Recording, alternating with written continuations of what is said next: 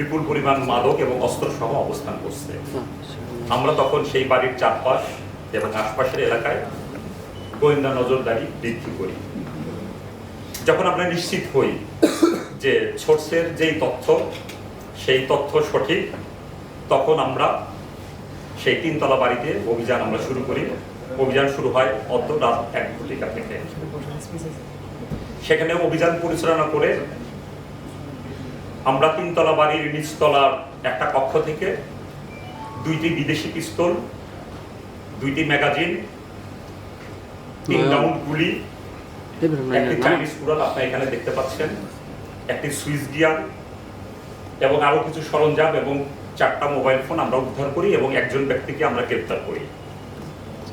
তার সাথে তাদের কাছে কিছু মাদক দ্রব্য ছিল, 186 পিস ইয়াবা ছিল, কিছু গাঁজা ছিল। অর্থাৎ বোঝা যাচ্ছিল যে ওই ব্যক্তি যারা অবস্থান করেছিল তারা এই অস্ত্র দিয়ে অবৈধ কার্যকলাপ, ছিনতাই, চাঁদাবাজি, বিভিন্ন কর্মকাণ্ড করত এবং অবৈধ মাদক ব্যবসা তারা পরিচালনা করত এবং তারা নিজেরা মাদক সেবীও ছিল। একজনকে গ্রেপ্তার করেছি, এটা তদন্ত চলছে যে আরো কারা কারা জড়িত আছে। তদন্ত সাপেক্ষে মামলা হবে, প্রক্রিয়াধীন। তদন্ত সাপেক্ষে বাকিদেরও শনাক্ত করে গ্রেপ্তার করা হবে।